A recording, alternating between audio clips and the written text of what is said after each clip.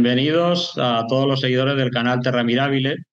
En esta ocasión tenemos la fortuna, y digo fortuna porque ha costado, gracias a la amabilísima ayuda de Jorge Palagán, un gran naturalista y biólogo que es gran amigo del canal, de juntar aquí a tres grandes especialistas, tres personas con autoridad con voz autorizada para hablar sobre una especie que solo nombrarla ya genera una expectativa o una sensación de debate que aquí vamos a intentar normalizar, y es hablar de la especie lobo ibérico.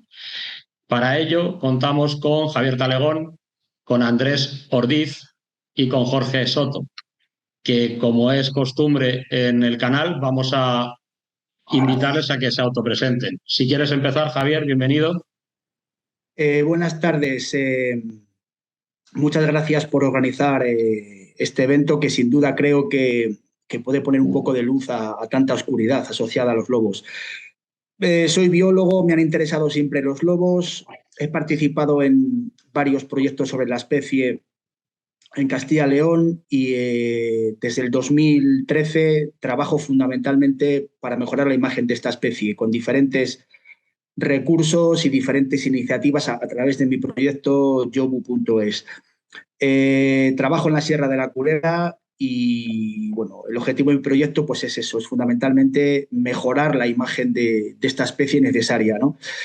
No solo me interesan los lobos en el campo, sino que también me interesa bueno, toda la cultura asociada a esta especie. Es decir, el lobo no debemos entenderlo como un animal que atraviesa un cortafuegos, sino que además en ese contexto del noroeste de Zamora ha generado una huella cultural enorme y es un tema que también he estudiado y bueno, he realizado una monografía que se llama Carqueisa Florida, loba parida, ¿no?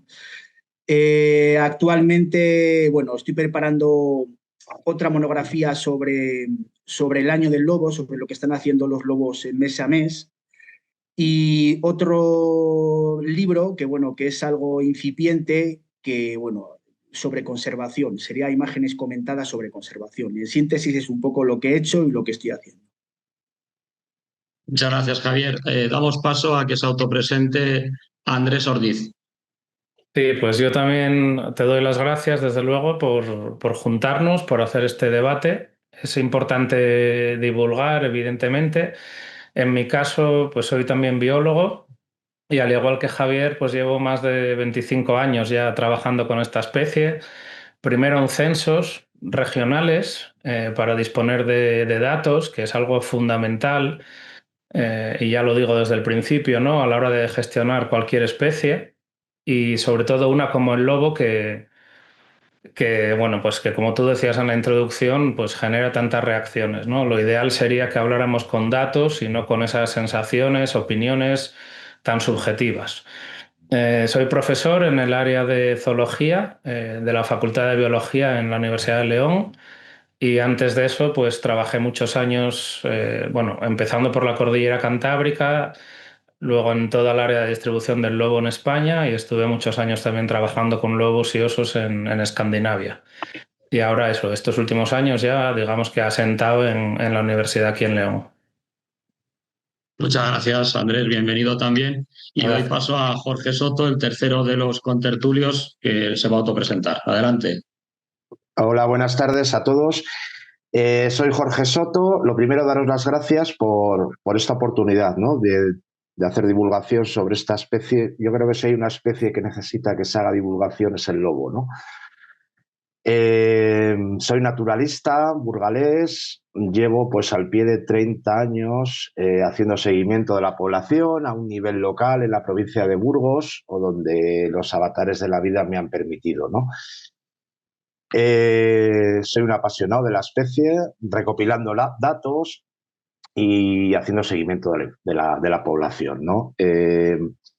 Actualmente estoy en la junta directiva de Ascel, que no sé si os sonará, es una asociación pequeñita que tiene dentro de sus objetivos pues, la conservación de la especie como pieza clave para conservar ecosistemas completos y funcionales, ¿no? Y ese es un poco a lo que me dedico de forma altruística. No somos una asociación que no recibe ningún tipo de dinero público, ningún tipo de subvención, ¿no? Entonces lo hacemos todo voluntariamente y eso es un poco a lo que me dedico y quién soy. Muchas gracias. Bueno, veo que en la sala ahora mismo tenemos muchos años de estudio del lobo, lo cual pues os da una autoridad, por lo menos respetable, a la hora de analizar esto sin grandes arrebatos pasionales y con información. Y de información quería hablar. Aquí me da un poco igual quién abra un poco la conversación. Me gustaría saber en qué situación y qué singularidad tiene la especie de lobo ibérico a nivel mundial. Es decir, es un endemismo ibérico y en qué estado está. Su población es solvente, es una especie que ha de preocuparnos a nivel biológico y luego entramos, si queréis, en la conservación. Sentiros libres, si quieres, Javier, arrancar. Eh, bueno, a ver, los lobos pertenecen al orden carnívora, son vertebrados que han evolucionado para conseguir carne. Dentro del grupo de los carnívoros están los cánidos, donde se encuentran los lobos, y dentro de los cánidos pues están los zorros, los coyotes, los chacales y los lobos. En la península ibérica tenemos lobos, son lobos que originalmente ocupaban pues, toda Europa, lo que pasa que la fragmentación del hábitat, la persecución, el veneno, pues desembocaron en una situación pues dramática pues quedaron muy pocos lobos, sobre todo pues, después de siglos de persecución, siglo XIX, siglo XX, incluso antes, ¿no? Siglo XVIII. Los lobos de la península ibérica, desde un punto de vista taxonómico, no está muy clara la clasificación. Ángel Cabrera, en 1907, describe a los lobos de la península ibérica como Canis lupus signatus, ¿no?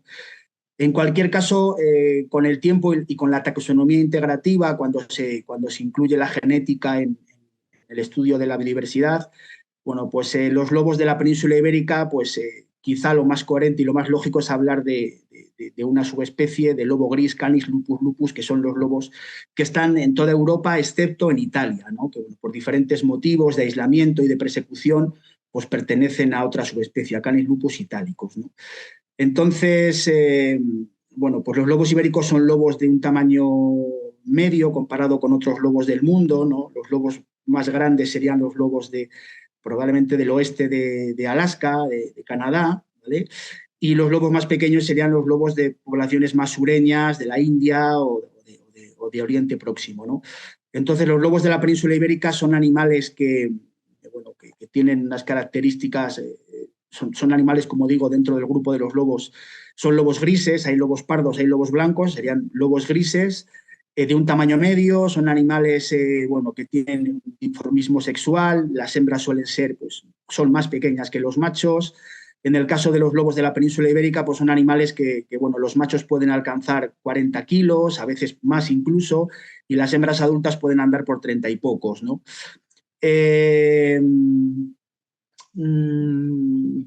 A grandes rasgos, un poco a modo introductorio, yo creo y bueno, es el único, junto al zorro y junto al chacal dorado, que está apareciendo puntualmente en algunas zonas de Iberia, pues es el único cánido salvaje, ¿no? Como singularidad, pues bueno, pues ese es un gran depredador y la labor que hacen los ecosistemas pues es fundamental, ¿no? Es decir, a veces intentamos o nos intentan convencer de que la caza deportiva pues es algo que puede compensar la ausencia de depredadores como el lobo, pero bueno, en realidad los lobos son carnívoros que en la península ibérica consiguen controlar numérica y sanitariamente a las poblaciones de herbívoros, un poco su singularidad y la necesidad de su conservación. Andrés, ¿quieres apuntar algo sobre la taxonomía de la especie o sobre la singularidad biológica de la misma? Bueno, yo creo que lo explicó muy bien Javier. Yo, si queréis, puedo empezar a comentar un poco pues, datos sobre el tamaño de población, si os parece, tamaño de grupo, esas cosas que me parecen que son importantes, ¿no?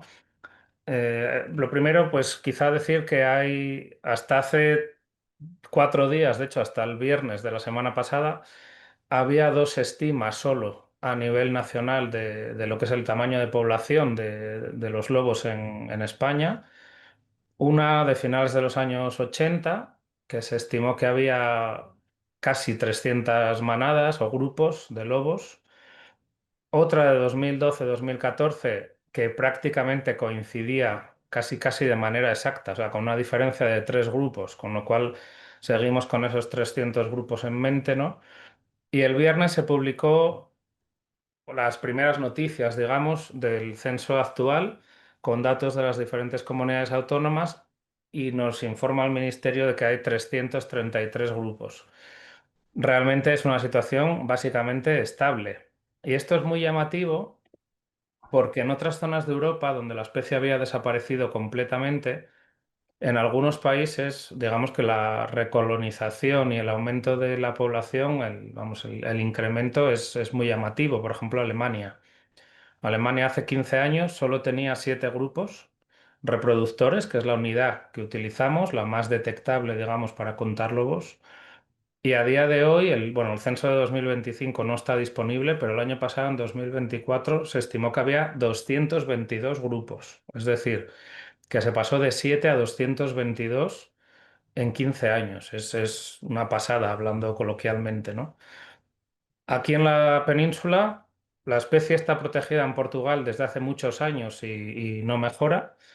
Y en España, pues bueno, yo creo que los números hablan por sí mismos. Normalmente, cuando damos una estima, la damos con lo que llamamos un intervalo de confianza, ¿no? Pues pongamos 300 grupos más menos 20. Parece que con los lobos, como si fuera fácil contarlos, solo necesitamos un número: 294, 297, 333. Vamos a ver, lo lógico sería que esas estimas tuvieran un rango. Pues por poner un ejemplo, entre 300 y 350. Pues eso nos indica lo poco que varió realmente, ¿no? Porque solaparían esos rangos de confianza, por así decirlo, de las tres estimas. Bueno, no, yo creo que queda muy claro, no me alargo más.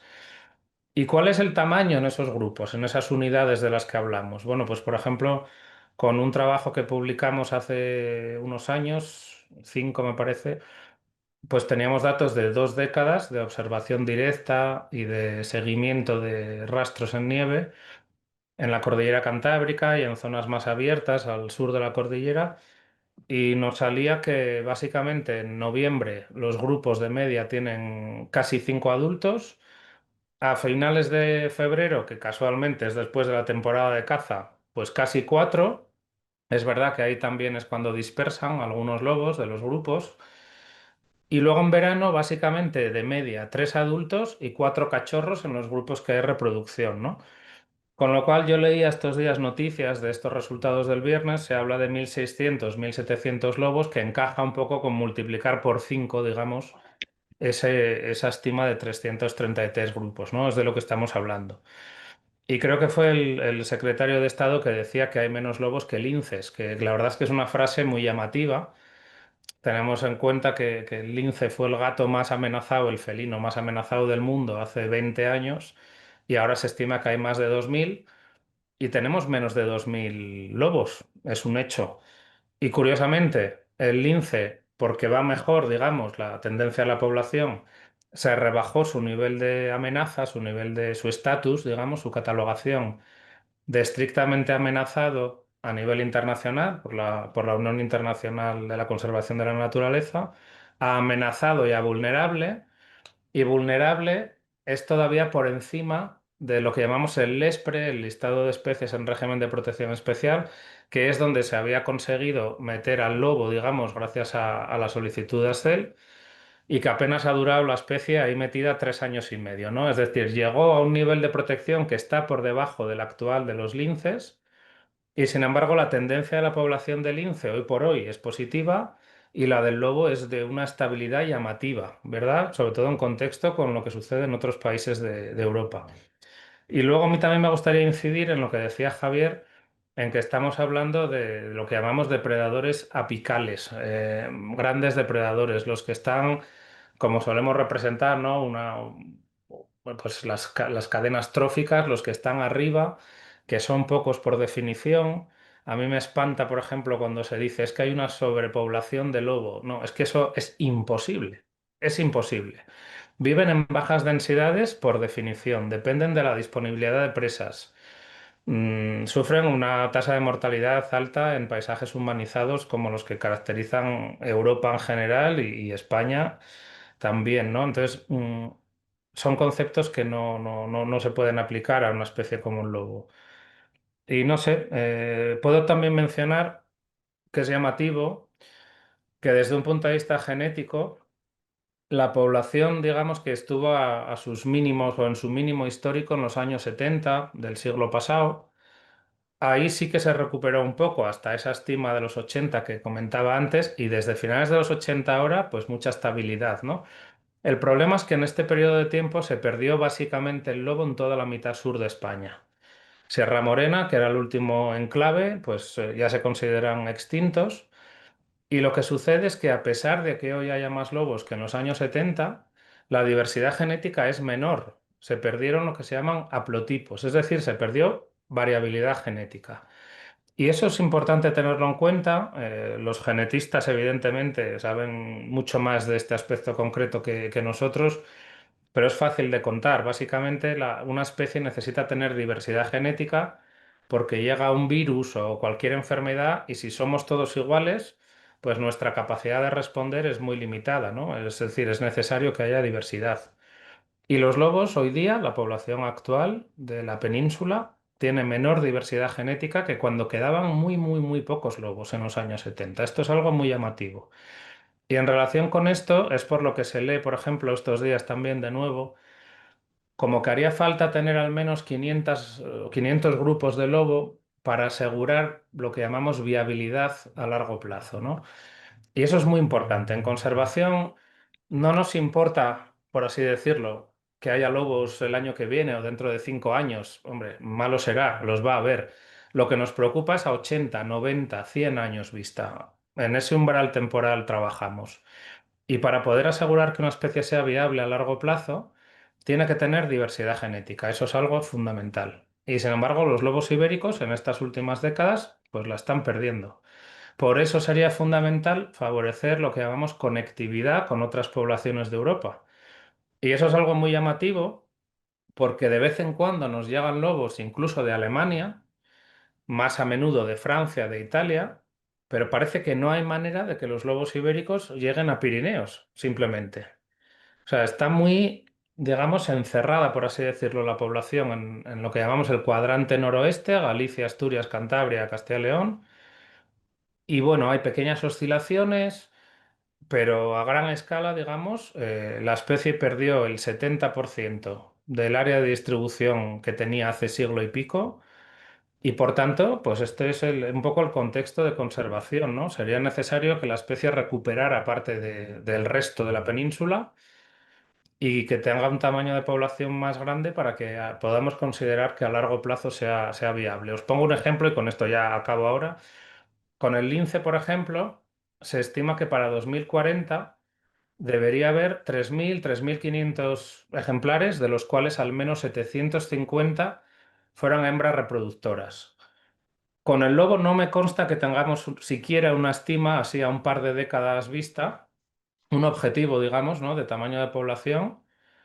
Y eso es algo que, bueno, pues que llama la atención, ¿no? Parece que, no sé, que solo pensamos en un momento muy presente y sería importante pues hacer esas estimas realmente de cuántos lobos debería haber así a unos ciertos plazos, ¿no?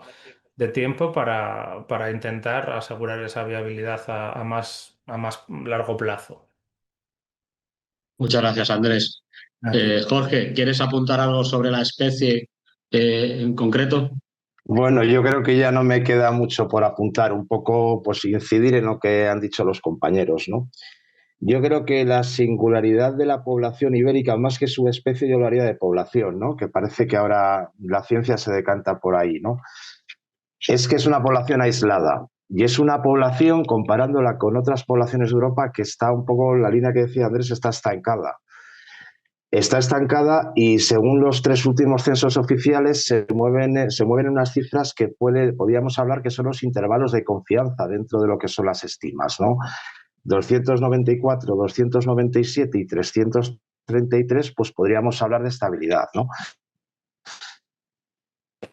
Sí, lo de Alemania, claro, lo comparamos con las tasas de crecimiento de la población en el año 2000, la dedicación recoloniza otra vez Alemania y se establece el primer grupo reproductor en Alemania en el año 2000. Estamos en el 2025, 25 años después, hay 230, 200 y pico grupos. Estamos hablando de unas tasas de crecimiento que no lo ha hecho la población ibérica, ¿no? Que en los últimos 30 años anda por el 1% anual, ¿no? Tasa de crecimiento. Bueno, pues es un crecimiento que podríamos hablar que es el intervalo de confianza en una estima normal, ¿no? Yo estoy de acuerdo con Andrés que a mí me gustaría que se abriera una horquilla, ¿no? No decir 333 grupos reproductores en España. Bueno, una horquilla de 300 a 350, no sé, lo veo, me da más fiabilidad de cara a la validez de la estima, pero bueno, adelante. Vale. Independientemente de su estatus demográfico o su tamaño poblacional, yo creo que el lobo tiene tal importancia ecológica, un poco lo que citaba Javier, ¿no? Es una especie ápice, es un superdepredador, apical, regula los ecosistemas. O sea, es tal su importancia ecológica que independientemente de su tamaño de población o estatus demográfico, debería estar protegido. No podemos entrar en, bueno, es que si hay, a partir de estos, pues ya se les puede cazar, si no, no se les puede cazar, ¿no? O sea, el buitre leonado, hay miles de parejas en España y está en el listado. Y nadie se cuestiona si hay que matar buitres porque hay miles de parejas en España, ¿no? Pues el lobo es exactamente igual, ¿no? Se ha hablado de un número límite, ¿no? O un número que hay que llegar, que son 500 grupos reproductores. Yo no sé en qué trabajo científico se basa esa cifra. Yo conozco trabajos de población efectiva, que les conocerán Javier y Andrés, que hablan de 500 ejemplares como número mínimo de población efectiva para que la población sea viable. Pero un trabajo de viabilidad poblacional a largo plazo de la población ibérica que establezca 500 reproductores, yo es que no lo conozco. No lo conozco, pero insisto, yo creo que esta la importancia ecológica de esta especie y esta importancia es garantía de los ecosistemas y es garantía de nuestra salud como humanos, que debe estar protegido independientemente de los que haya. O sea, es un poco mi pensamiento, ¿no? Sobre esto. Bien, pues ahora que hemos dado un semblante con vuestros conocimientos sobre la especie y su situación en España, poblacional, ecológica y de distribución y de características, vamos a entrar en algo que hemos entrado con total normalidad con todas las especies que hemos analizado en este canal, ya sean especies de invertebrados, especies de plantas o especies de mamíferos. Y lo vamos a hacer con la normalidad con la que haríamos cualquier análisis de un mamífero que necesita ser protegido. Javier, ¿cuáles son los principales problemas de conservación de la especie del lobo ibérico en estos momentos? Bueno, pues desgraciadamente son bastantes, complementando lo que ha comentado Andrés, los lobos de la península ibérica tienen unas distancias medias de dispersión muy pequeñas, ¿vale? Probablemente por introgresión genética de perros y probablemente por el furtivismo y por otras cuestiones, ¿no? Es sorprendente, como decía Andrés, que los lobos alemanes o otros lobos europeos o en Norteamérica se dispersen 500, 1.500, 2.000 kilómetros y los lobos de la península ibérica o de Guadalajara o de La Rioja o de Álava no lleguen a Pirineos, ¿no?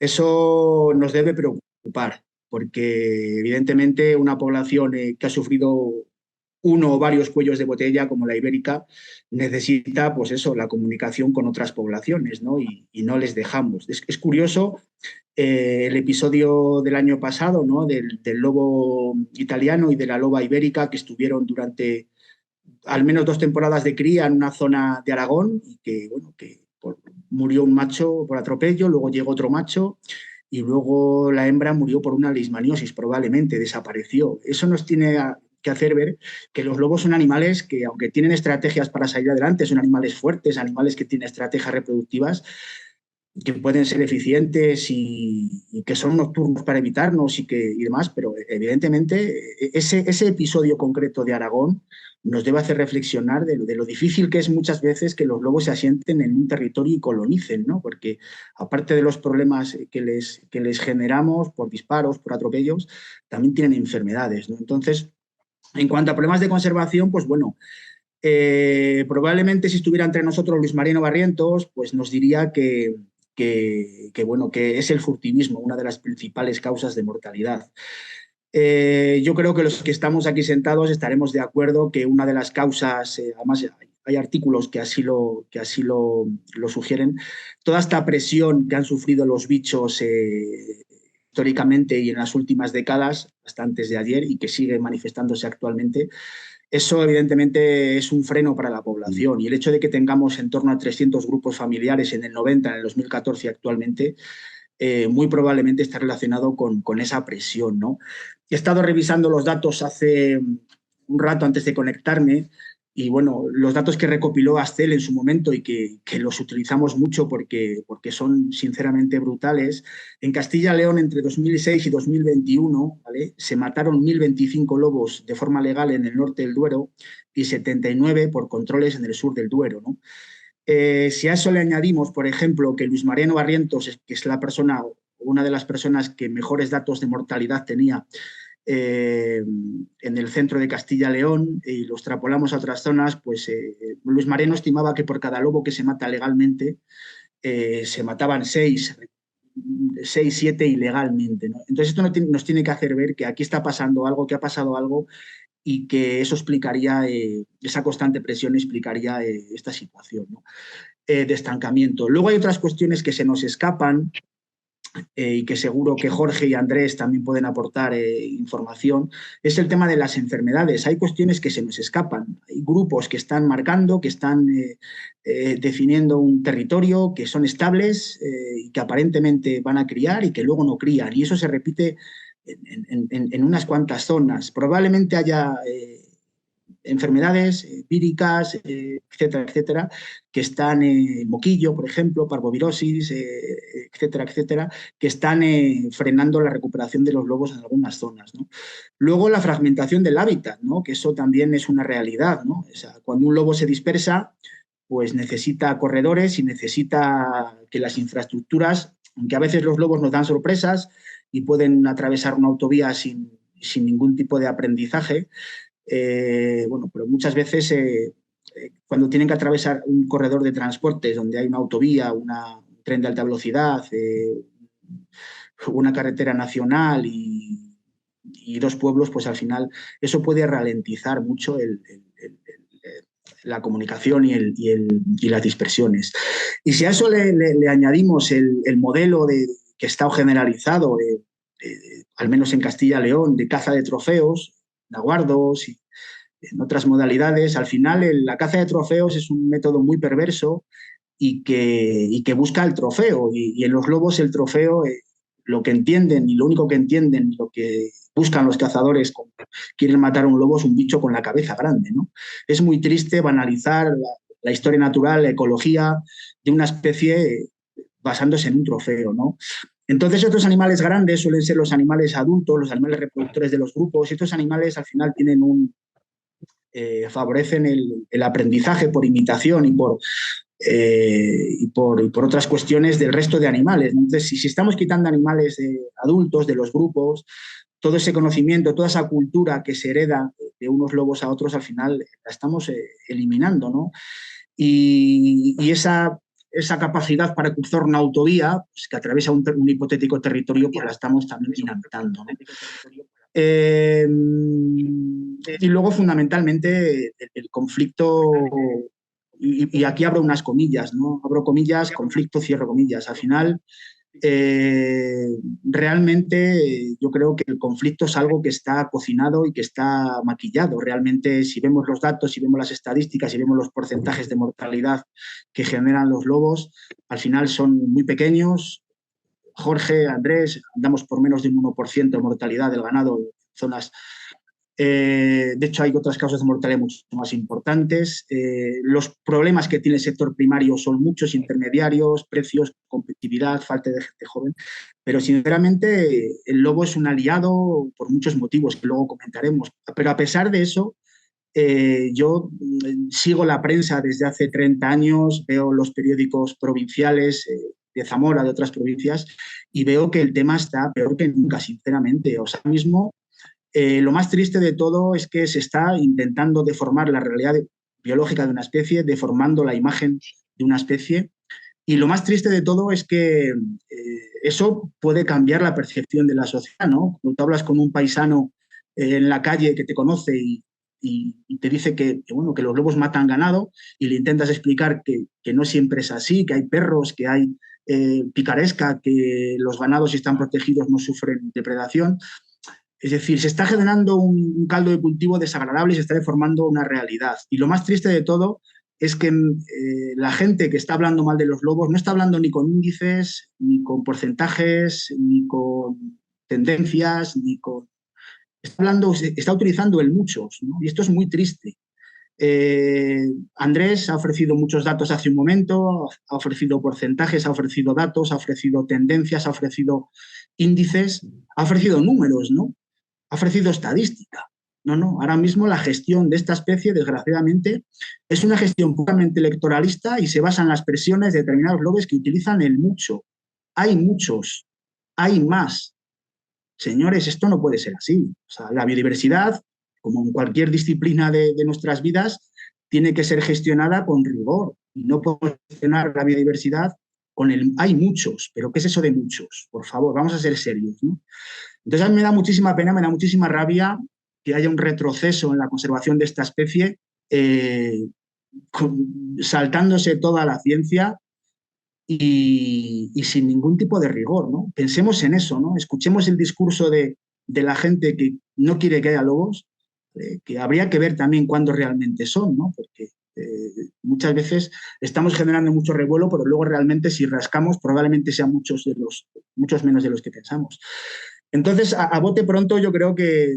Y luego, si me permitís, y ya termino, ahora mismo hay un boom desordenado de desarrollo eólico y solar que está transformando y destruyendo el hábitat de los lobos y de otras muchas especies, ¿no? Yo siempre digo que nos han conseguido dulcificar el lenguaje y sin querer nosotros mismos a veces hablamos de parques eólicos y de huertos solares, ¿no? Cuando en realidad tenemos que hablar de polígonos, ¿no?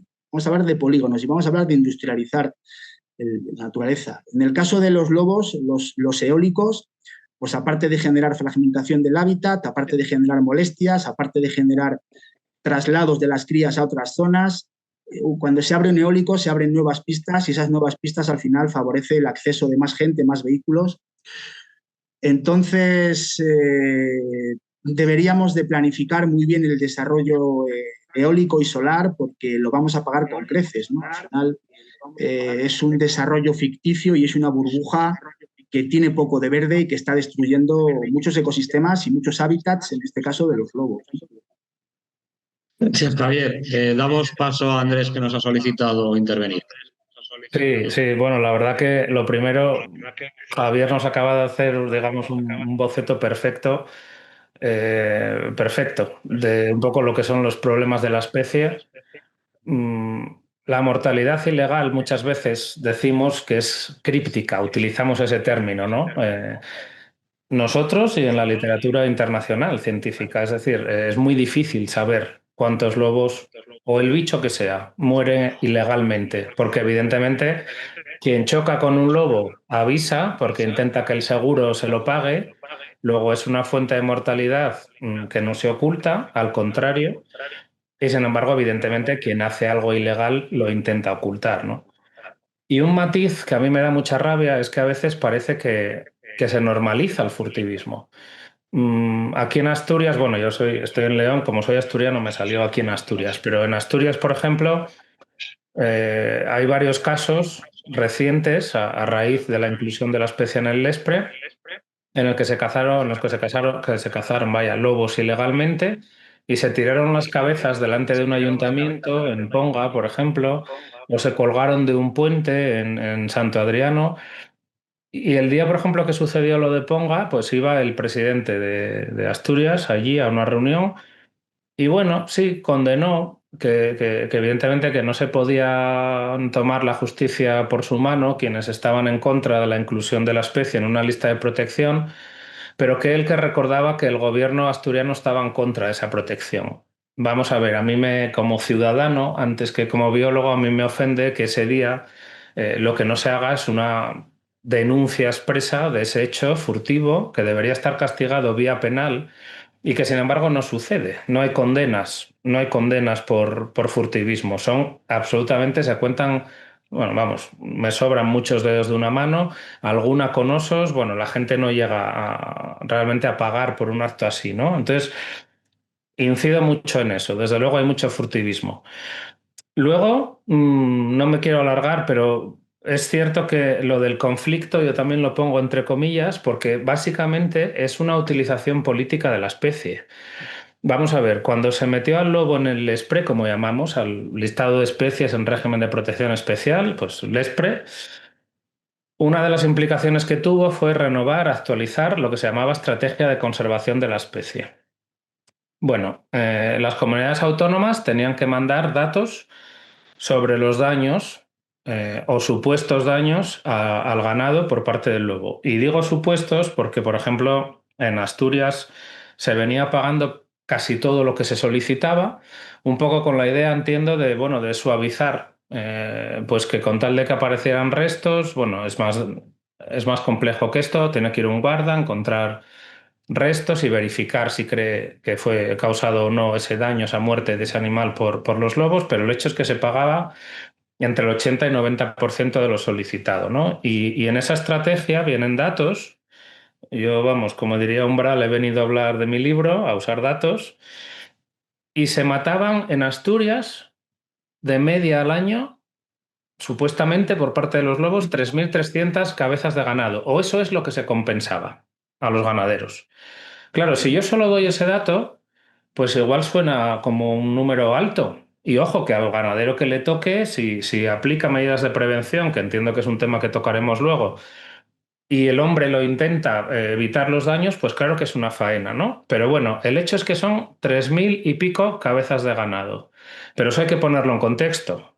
En Asturias hay unas 300.000 vacas de carne, digamos, en extensivo.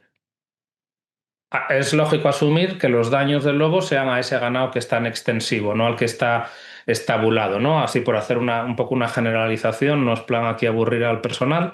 Si esas 3.300 cabezas compensadas afectan a esas 300.000 que hay en el monte, estamos hablando de una mortalidad del 0,01%, una de cada 10.000 vacas.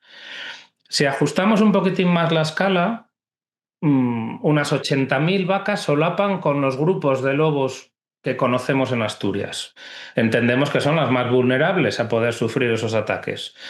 Haciendo el pequeño juego, ¿no? Si todos esos ataques suceden con esas 80.000 vacas que solapan con los lobos, estaríamos hablando de 4 de cada 10.000 vacas, 0,04%.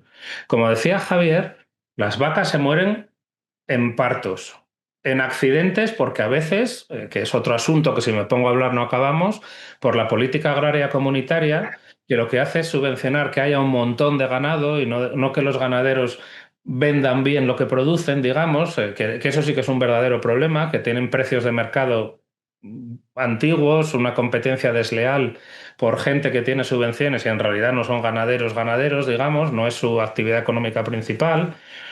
En fin, eh, mm, las vacas tienen accidentes. Las vacas, por estar en extensivo, hasta octubre, noviembre en algunas zonas se pueden despeñar, que porque ya no tienen que comer y es increíble, increíble donde se ve el ganado.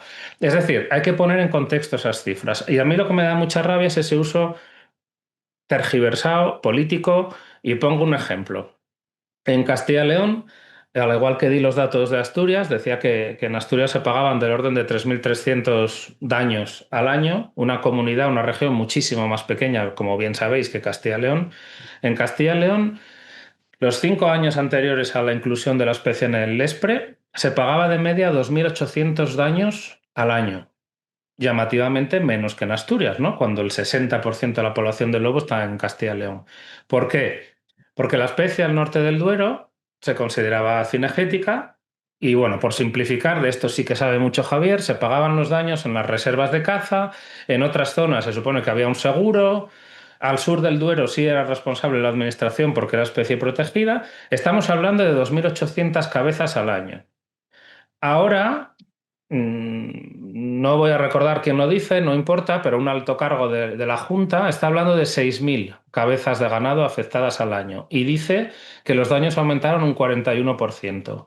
Estamos mezclando churras con merinas, porque cuando se metió al lobo en el Lespre, eso implica que el Ministerio puso 20 millones de euros a disposición de las comunidades autónomas para pagar los daños, subió además el baremo de pago y, evidentemente, al estar protegida en todo el territorio, las administraciones regionales pasan, como en el caso de Asturias, a tener que cubrir ellas, digamos, los daños de toda la comunidad, ¿no? No solo ya esas reservas y esos sitios, entonces estamos comparando que antes se pagaban daños en muy pocos sitios y, de hecho, aquí en León, por ejemplo, mucha gente ni solicitaba los daños.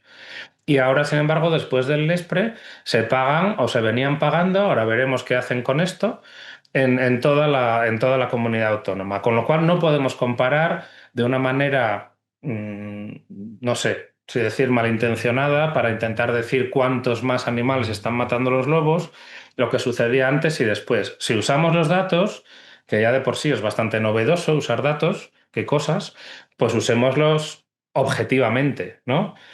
Y luego, y yo decía que no me iba a liar, pero es que el tema da mucho juego, está un poco la discusión a nivel europeo, ¿no? Bueno, como bien sabéis, el lobo entró oficialmente en el Lespre en España en septiembre del año 21. Hubo toda una reacción de estas comunidades autónomas al norte del Duero que podían decidir si cazar o no cazar el lobo porque querían volver a ese modelo. Y en 2023, la presidenta de la Unión Europea, Ursula von der Leyen, se desmarca supuestamente, entre otras cosas, porque los lobos dicen que le atacaron a un pony, no me digas. Bueno, el caso es que dice que hay que flexibilizar, sacó una nota de prensa a la Comisión Europea diciendo que había que flexibilizar la gestión del lobo y que las razones eran dos, que el aumento, concentración fue el término que utilizó, que la concentración de grupos de lobos en ciertas zonas, supongo que aludía a esa situación de Alemania, por ejemplo, de aumento así llamativo del tamaño de población, que podía suponer un aumento de los daños al ganado e incluso, y vamos, así lo dijo la buena señora, así lo pone la nota de prensa, que incluso podían suponer un riesgo de ataques a personas. Claro, yo escuchar a un político con toda la responsabilidad que tiene, no a un político cualquiera, a la presidenta de la Unión Europea, decir que los lobos pueden causar ataques a personas, por suerte también hay informes que se hacen cada cierto tiempo que revisan si hay ataques, en este caso a personas, por parte de los lobos en todo el mundo, ¿no? Básicamente, donde no hay rabia, no hay ataques a personas. En lo que va de siglo en Europa, no hay una sola muerte de una persona por ataque de lobo. Y sin embargo, sí que hay ataques numerosos y muertes por perros. Y no por ello se le ocurre a nadie plantear, no sé, que haya que flexibilizar la gestión de los perros. Vamos, a uno le llamarían chiflado. Y con los daños al ganado, hay un trabajo de 2023 publicado de todas las poblaciones de Europa y el aumento del tamaño de población del lobo en distintos países no tiene por qué generar un aumento de los daños. En algunos países sucedió. Vamos a ver, esto es de sentido común. Si no había ningún lobo en los últimos 200 años, no había ningún daño. Cuando hay lobos, algunos daños va a haber. Eso es un hecho. Pero la conclusión de ese trabajo es que la clave, por enésima vez, es la prevención de los daños. Entonces, dos compañeros y yo escribimos un articulín, lo publicamos en una revista, no porque seamos unos ingenuos pensando que eso va a frenar esa intención de la Comunidad Europea de rebajar la protección del lobo, ¿no? Pero sí poniendo un poco era una pregunta, de hecho, el título de nuestro trabajo era Gestión del lobo, ¿ciencia o prejuicios?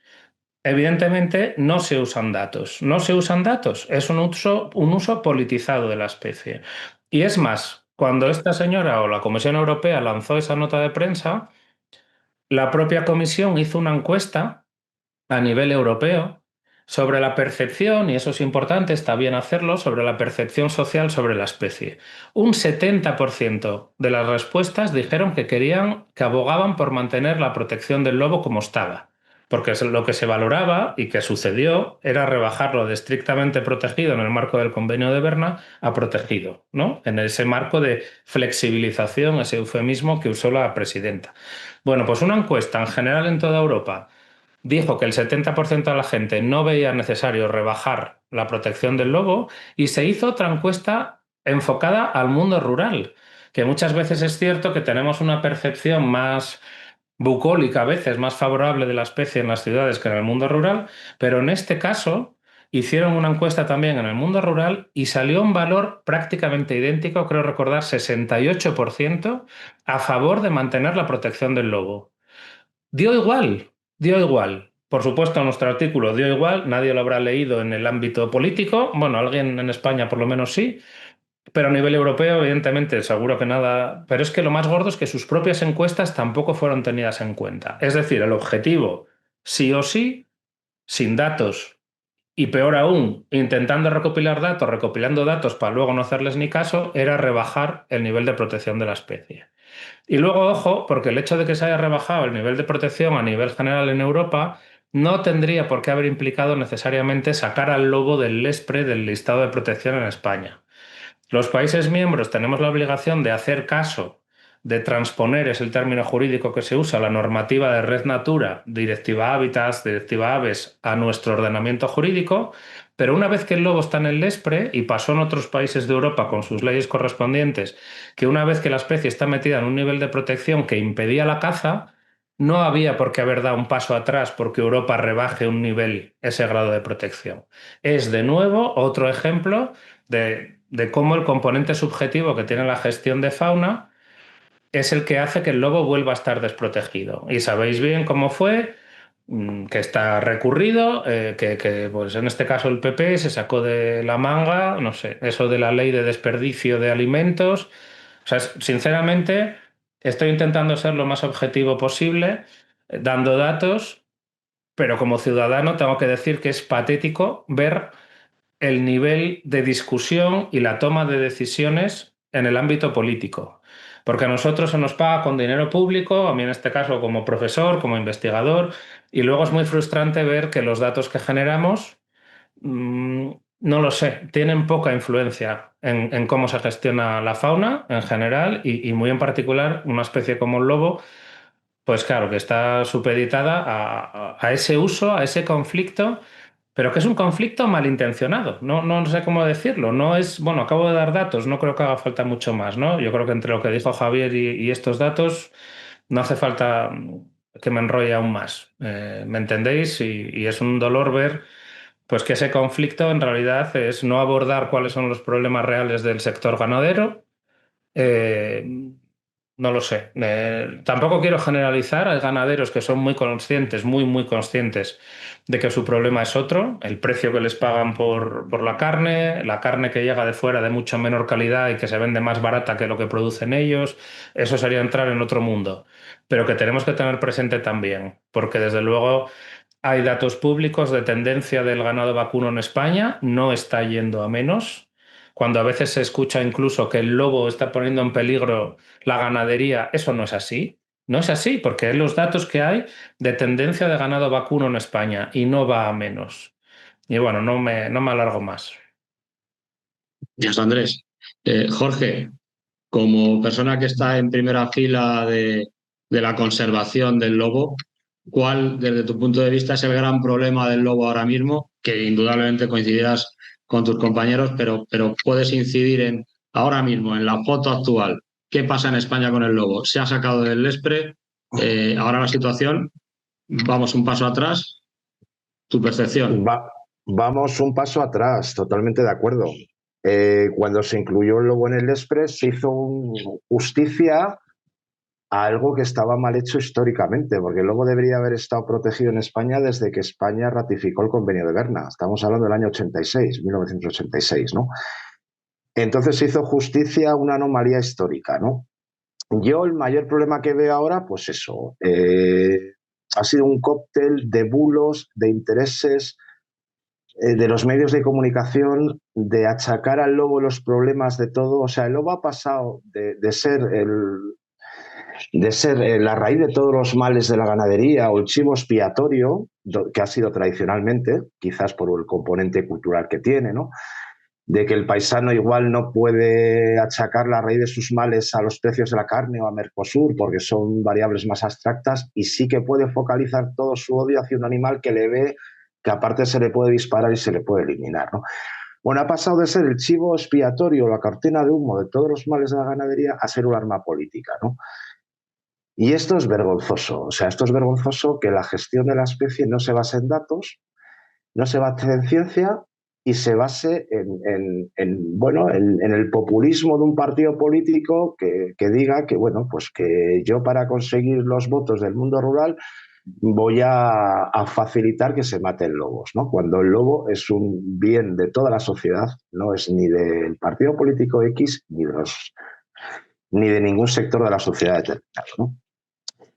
Yo el término conflicto ya me chirría un poco, ¿no? El conflicto del lobo y la ganadería, pues un poco la línea que habéis dicho, pero ¿qué conflicto? Pero si la mortalidad natural de la ganadería en extensivo, en partos, en enfermedades, ronda entre el 5 y el 10%. Y estamos hablando que los daños del lobo en ningún caso superan el 1%. Y estamos hablando, un poco incidir en lo que decía Andrés, de cómo nos han engañado con las cifras, ¿no? Nos decían desde el antes y el después de la protección del lobo. El lobo se le ha protegido y los daños en Castilla y León han aumentado exponencialmente y tal. Y nos dan cifras. Pero es que esas cifras hay que cogerlas en un contexto. Es que antes de la protección del lobo solo se pagaba con dinero público los daños en las reservas regionales de caza y al sur del Duero, en Castilla y León. Cuando el lobo se incluyó en el listado, se pagan todos los daños con dinero público. Entonces, si tú para hacer una estadística de daños estás cogiendo toda la información que tenías antes, que era muy poca, solo información de lo que tú pagabas, porque a un ganadero no tenía la póliza de daños en el seguro, le mataban los lobos las ovejas y no daba parte. No había registro de esos daños que no se pagaban. Ahora sí, entonces es normal que los daños han aumentado, porque vamos, lo que parece lógico es que con esta tasa de crecimiento de la población, en 2-3 años se hayan casi duplicado los daños en Castilla y León. Cualquiera puede entender que ahí hay un sesgo en la interpretación de esos daños tremendo. Bueno, ha habido un bombardeo de noticias, de bulos, de que si el lobo, que si pone en peligro la población, un poco en la línea con lo que decíais. Lo que dijo von der Leyen es que es vergonzoso. O sea, solo por esas palabras una política decente debería dimitir. Que el lobo pone en peligro a la población humana, a mí me parece vergonzoso. Vamos, o sea, ya no es algo de falta de conocimiento de un político que se le supone que tiene un nivel, vamos, es la presidenta de la comisión, sino yo de verdad, o sea, si estamos en manos de gente así, pues es que ya no sé qué pensar, ¿no? Incidiendo un poco con el tema que habéis hablado del furtivismo, me parece importante, de acuerdo con lo que habéis dicho, el furtivismo es críptico, es muy difícil ponerlo en números. Mariano Barrientos hizo una aproximación en base a su experiencia de campo y tal, pero es muy difícil porque obviamente el que mata a un lobo no lo va a decir. Pero siempre hemos oído pues, que la protección del lobo acarrearía un aumento del furtivismo. Es que si no dejáis matarles a los cazadores o si no dejáis que haya controles de población, les van a matar a los furtivos, ¿no? Esto se ha dicho por biólogos de renombre que tienen responsabilidades de gestión en este país, ¿no? Y resulta pues que mirando datos de mortalidad de lobos en Castilla y León desde que se protegió la especie hasta ahora, hablo de lobos que entran en los CRAS, comparándoles con anterioridad, ves que el furtivismo ha bajado. Yo os hablo de Castilla y León, ¿eh? O sea, el furtivismo ha bajado. Como la ciencia dice, hay trabajos que dicen que la caza legal aumenta la ilegal. O sea, igual es pequeña la muestra, ¿no? Pero en Castilla y León en los últimos 3 años el factor de mortalidad, pero vamos, te estaba hablando de un 80%, son los atropellos. Antiguamente, con el tema de los precintos, con el tema había un trapicheo de precintos, se legalizaban lobos matados en verano, se les congelaba, luego cuando llegaba la temporada de caza se le quitaba el precinto y se le legalizaba. Había mucha más posibilidad de fraude y había mucho más fraude en la caza de lobo y había mucho más furtivismo. Sí que es cierto que antiguamente cuando aparecía un lobo tiroteado o aparecía un lobo atropellado no era ni noticia. Tras la protección del lobo aparece un lobo atropellado en Soria y salen todos los medios de comunicación, aparece un lobo tiroteado y es noticia. Y eso puede dar a entender que desde que se ha protegido el lobo hay más furtivismo. Según los datos oficiales, por lo menos en Castilla y León, no es así. No es así. Insisto, comparándoles antes de la protección con después de la protección. Hablo de lobos que entran en los CRAS, ¿no? Obviamente, condenas hay muy pocas, pero es que la persecución de los delitos contra el medio ambiente, hablamos si el lobo estaba protegido, cuando estaba protegido, la persecución de los delitos contra el medio ambiente es muy complicada. La justicia en este país es muy garantista, ¿no? con el delincuente. O sea, tiene que tener unas pruebas totalmente claras e impepinables para condenar vía penal a un delincuente o meterle a la cárcel, ¿no? Ahora estamos nosotros personados en un proceso penal en Lois por la muerte de 6 lobos en el norte de León y es que lo ves, o sea, la vía penal, condenar a alguien por un delito contra la fauna, tal y como es de garantista la justicia, sobre todo por lo penal, es muy complicado porque, claro, prácticamente a los instructores del Seprona les piden hasta que graben tienen que presentar un vídeo del furtivo disparando al lobo, ¿no? Ahora hay medios también para evitar el furtivismo. Hay casos, por ejemplo, donde un furtivo tienen visores térmicos, tienen rifles de última tecnología, incluso disparan a un lobo y van y abren el lobo y le quitan la bala porque saben que la bala en una necrosia, si se extrae, se puede cotejar con rifles y les puede incriminar. O sea, hay como un perfeccionamiento del furtivismo, pero en líneas generales ha bajado, ¿no? Sobre la palabra conflicto, que hablamos, ¿no? El conflicto. Yo creo que me parece un término belicista, digamos, ¿no? Yo no oigo hablar del conflicto que crean los topillos en la meseta castellana, ni el conflicto que crean los jabalíes en Galicia, no. Simplemente oigo el conflicto del lobo, el conflicto del lobo, el conflicto del lobo. Y me parece que no está el conflicto. O sea, ya lo habéis dicho, hablando de datos, que es lo que hay que hablar, hablando de números, es irrelevante. Y luego lo que sí que hay son sectores de la sociedad que son conflictivos. Yo no achacaría tanto a los ganaderos. Yo tengo ganaderos que son conservacionistas, ganaderos que defienden algo, tengo amigos y te lo dicen. Hay ganaderos que son socios de Ascel, hay ganaderos que tú hablas con ellos, bueno, los conozco hace muchos años y te dicen que el lobo no es su problema. El problema quizás es más de sindicatos agrarios y de política. Hay unos sindicatos agrarios que están bombardeando con que el lobo, con que el lobo y con que el lobo. Y ese es el problema, no a nivel personal de un hombre que tiene una explotación, que hace un manejo tradicional, se levanta por las mañanas, sale con sus perros y está 8 horas con las ovejas, como estoy yo en mi trabajo, 8 horas todos los días, y luego va y las cierra. Ese hombre, cuando oye que el lobo es un problema, alucina. Te dice, hombre, el lobo da trabajo, hay que estar pendiente y tal, pero vamos, pero problema, y los problemas míos son otros. Y a mí me lo han dicho muchísimos ganaderos desde hace años, ¿no? Eso es un poco lo que... problemas de conservación del lobo, ahora mismo tiene uno serio, que es la persecución institucional de parte de ciertas administraciones que han hecho una bandera política de que hay que matar lobos porque esto va a solucionar todos los problemas de la ganadería. Saben que es mentira, matar lobos no va a solucionar nada, pero están machacando a la sociedad con esto, ¿no? Y es imprescindible que matemos lobos, ¿no? La persecución institucional ahora mismo. Tienen problemas de atropellos, como habéis dicho, de fragmentación. Atropellos hay muchísimos, muchísimos más de los que nos pensamos. Yo os hablo de estadísticas oficiales de los CRAS de Castilla y León, de bichos que han ingresado a los CRAS. Hay muchísimos. Y eso que también puede estar infraestimado porque muchos lobos no mueren en el lugar del atropello, sino muchos lobos no se encuentran. Y luego hay muchos casos donde alguien atropella a un lobo, pues si no le ha hecho mucho daño en el coche, tira para adelante o ni se ha enterado que lo ha atropellado, la ha visto, la ha pegado con la aleta y pasa al de atrás y se le lleva. Yo el otro día, y luego hay mucho, bueno, hay casuística de que yo creo que no se recoge bien toda la cantidad de atropellos que hay. O sea, así como el furtivismo está subestimado, el tema de los atropellos también. Perdón. Y luego tiene muchos problemas, ¿no? Mira, esta tarde me llaman unos compañeros diciendo que una desbrozadora en un grupo reproductor que está en la demanda, pues se ha cargado una camada entera.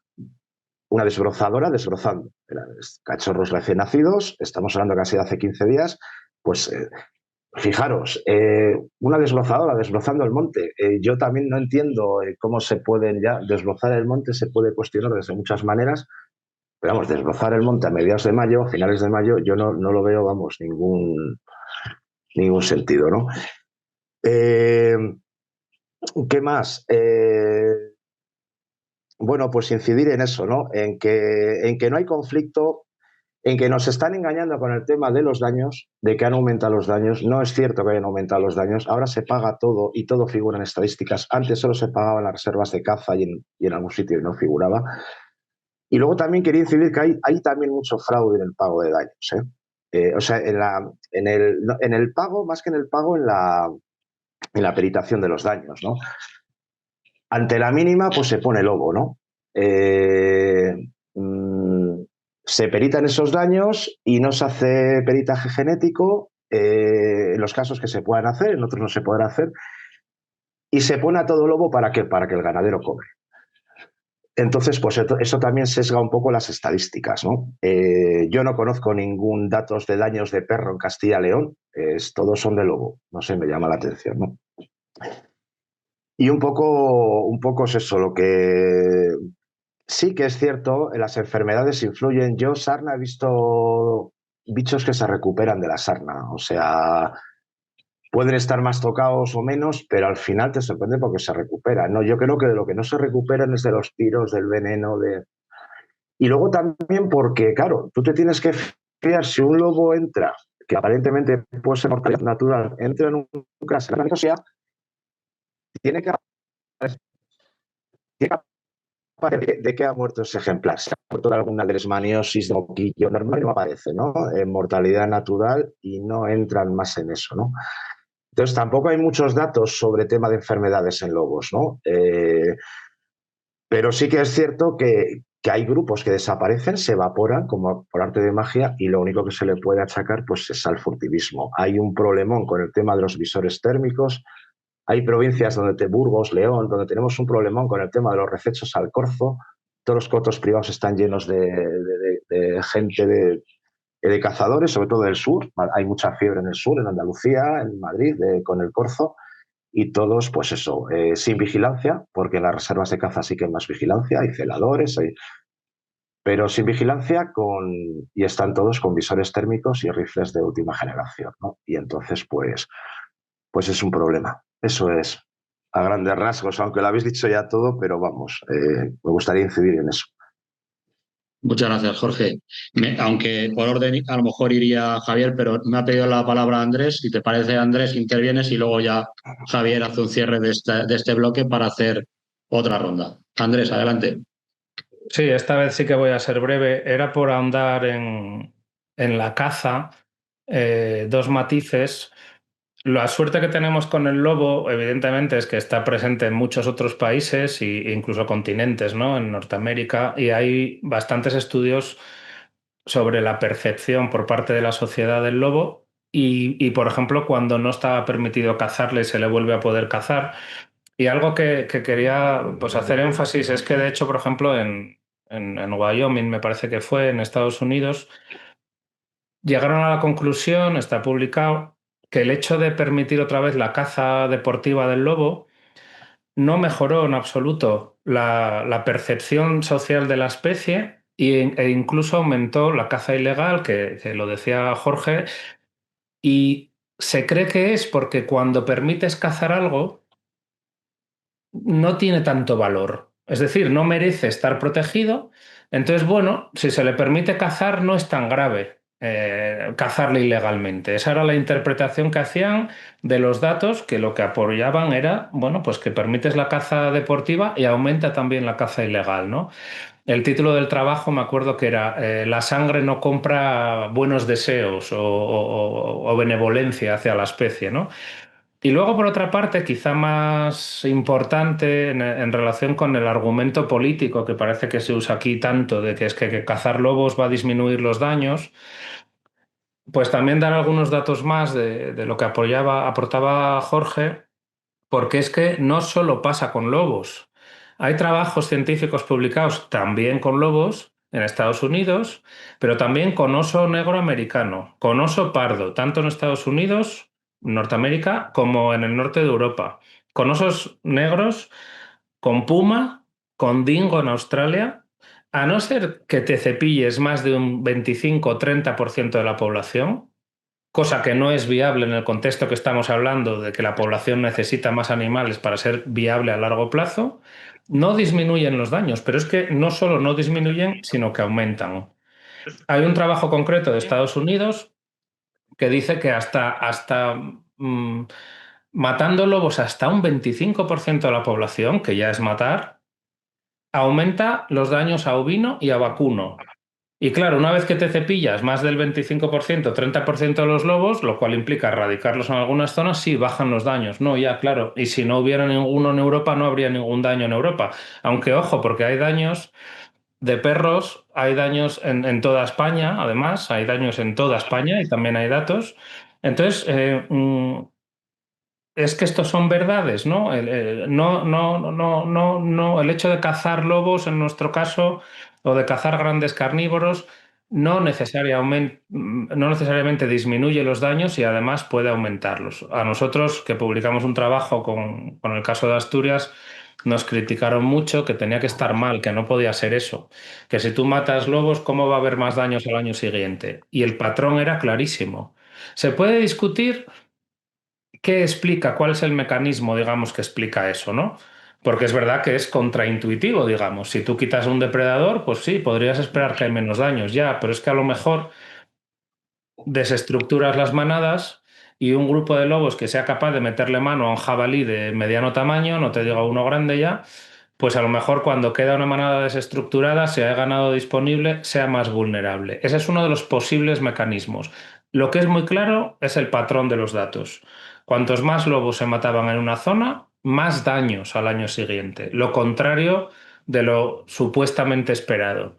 Entonces, seguir escuchando que es que la caza es necesaria para disminuir los daños, es que es un dolor, es un dolor. Hay que ser claro con esto. O matamos un porcentaje de la población que no es viable matar, y aún así veríamos cuál es el destrozo que se hace y qué consecuencias tiene, o desde luego cazar X lobos al azar, digamos, sin saber si son los que puedan estar provocando daños o no en una zona. Que vaya a disminuir los daños no es solo que no suceda, sino que lo que demuestra la literatura científica con todas esas especies que nombré en todos los continentes es lo contrario. Esas eran las dos cosas así un poco al hilo del mensaje de la necesidad de la caza, ¿no? Porque es que no es cierto lo que se escucha. Gracias, Andrés. Javier, ¿puedes cerrar este bloque de la conservación del lobo con alguna reflexión, añadiendo algún criterio nuevo o algún aspecto que nos haya comentado? Bueno, un poco complementando lo que ha dicho Andrés, al final uno de los bulos es que hay que matar lobos porque si no aumentan mucho. Y esto es de primero de biología básica. A pesar de esto, pues incluso hay biólogos que siguen defendiendo la caza, ¿no? Andrés ha dado algunas cuestiones, pero quería reforzar este argumento, ¿no? Los lobos son territoriales, entonces se regulan numéricamente en función de la cantidad de biomasa que tengan. Nunca va a haber una montonera de lobos, nunca va a haber una plaga de lobos, eso es imposible, ¿no? Además, tienen mortalidad intraespecífica en los límites de los territorios. Todos los lobos alguna vez en la vida se dispersan, se van de casa, se van de Erasmus, ¿vale?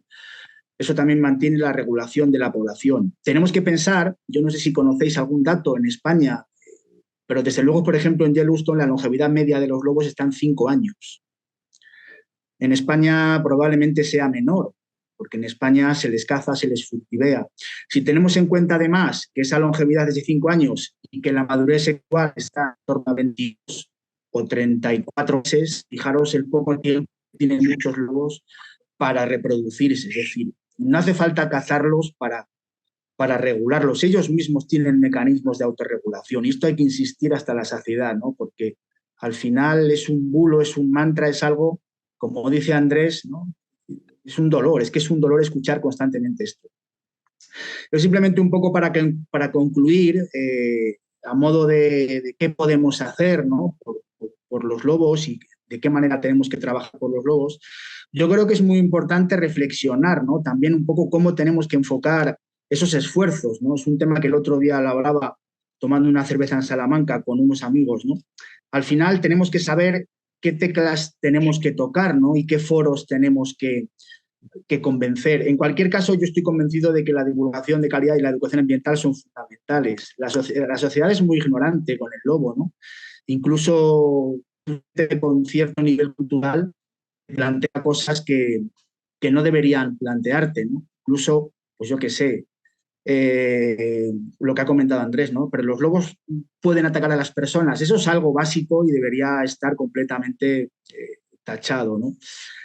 A mí me parece fundamental divulgar, divulgar, divulgar y conseguir una masa crítica, una sociedad crítica y que tenga argumentos para que en esa conversación de bar en su pueblo pues tenga argumentos, ¿no?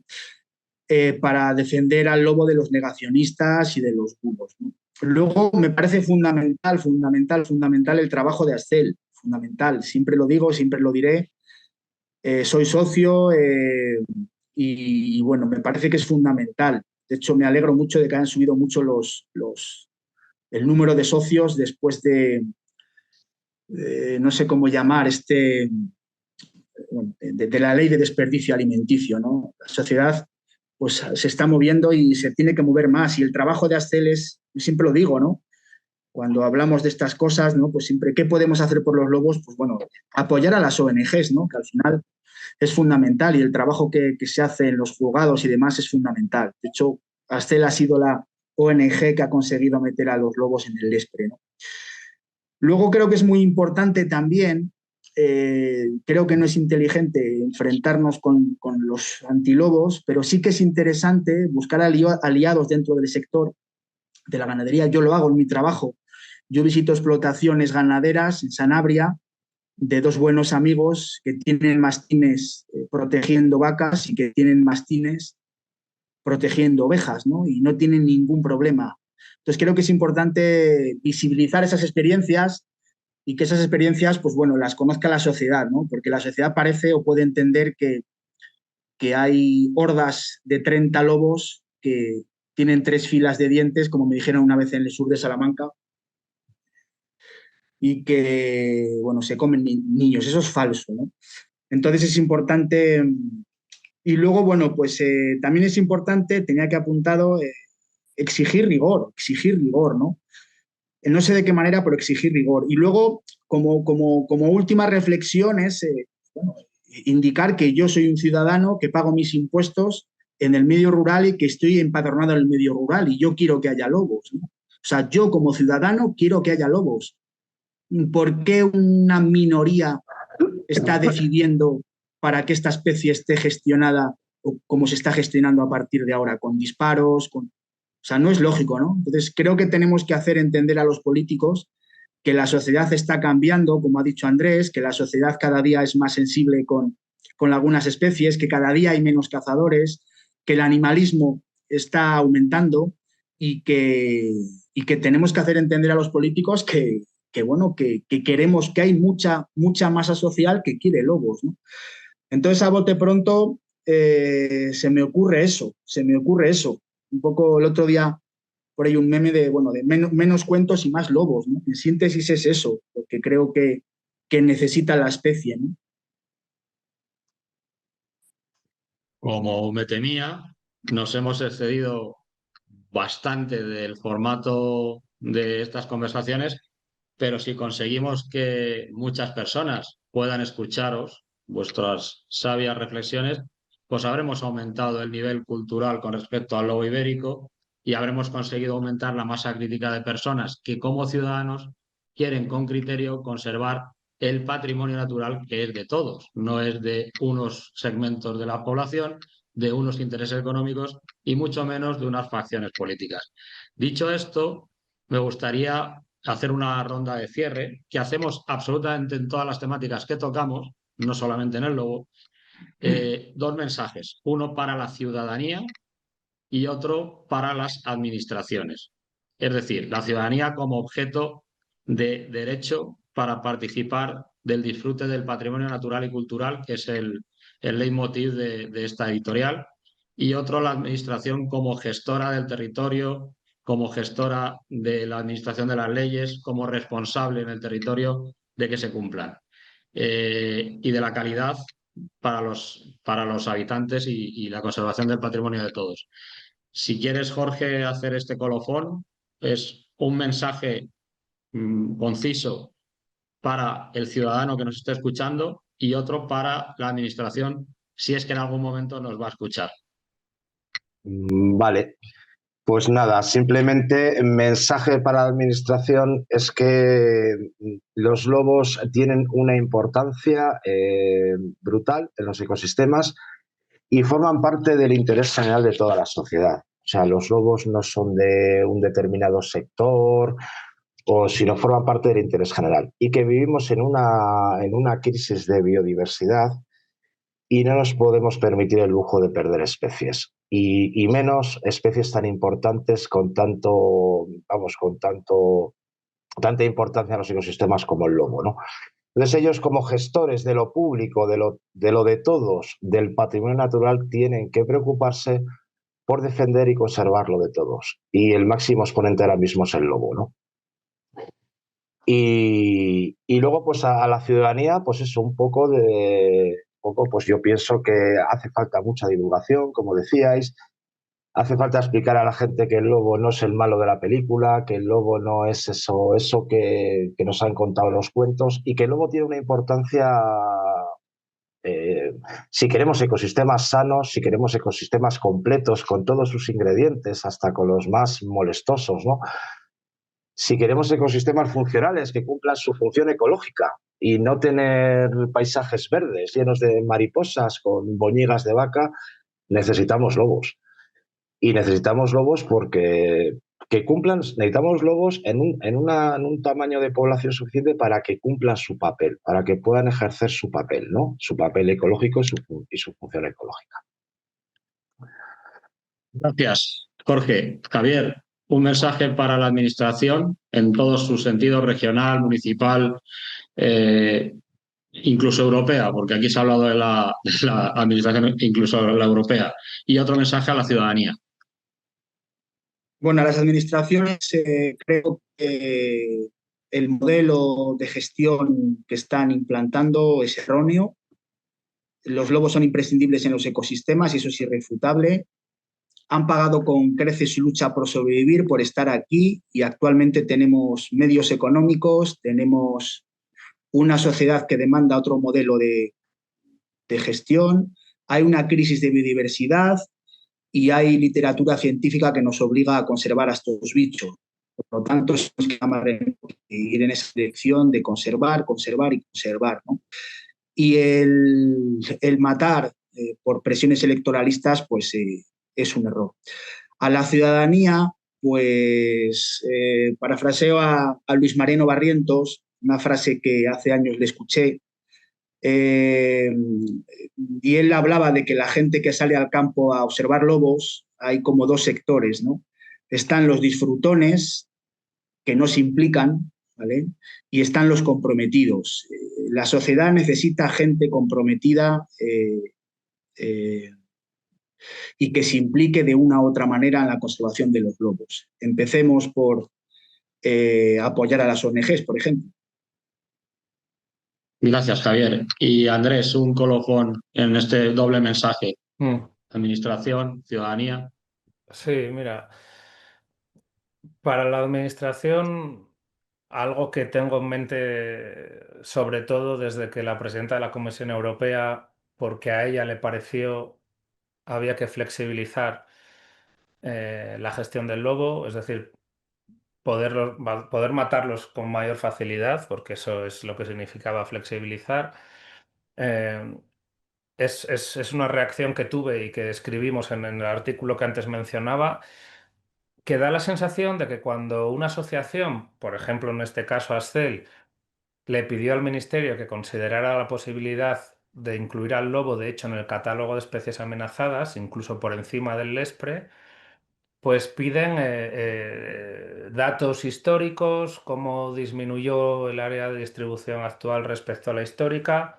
Es decir, no digo que me parezca mal, ojo, te piden datos, ¿no? Yo estoy reclamando que se usen datos, un poco que pongas en contexto el por qué solicitas esa inclusión de la especie en un listado de protección, pero luego resulta que para rebajar el nivel de protección de la especie vale todo, es un hecho. Es decir, vale nada, que es lo que usaron para justificar la reducción de la especie. Entonces, que seamos serios, que son los responsables máximos en la gestión de nuestro patrimonio, y eso es lo que es el lobo, parte de nuestro patrimonio, y no tiene sentido que se nos pida el oro y el moro para solicitar aumentar el nivel de protección de una especie y valga todo para rebajarlo. Eso es una crítica que le hicimos a nivel europeo y que hago desde luego a nivel ibérico. Y a las pruebas me remito. Para solicitar la inclusión de una especie en el LESPRE hay un formulario en la página del Ministerio.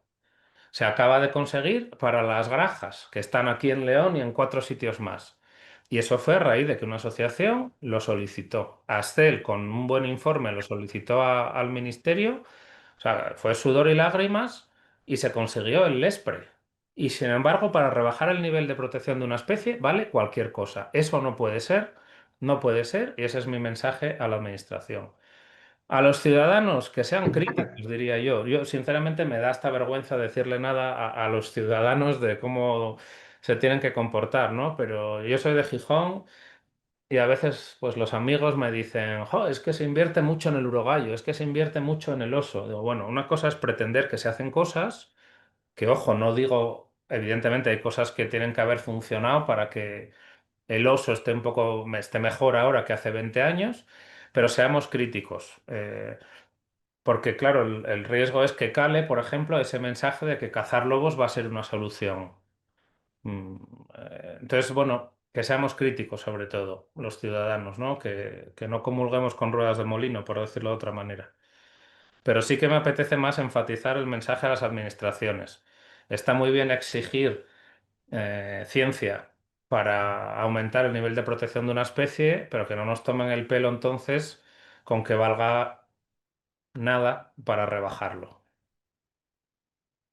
Pues llegados a este punto, con estas reflexiones y con la hora y media de lobo que hemos tenido en este programa, queremos despedirnos, no sin antes agradeceros primero vuestra presencia y vuestro tiempo, especialmente a Astel por su lucha y lo que ha conseguido, aunque ahora haya retrocesos, pero con su lucha y con la de mucha gente, pues espero que haya avances.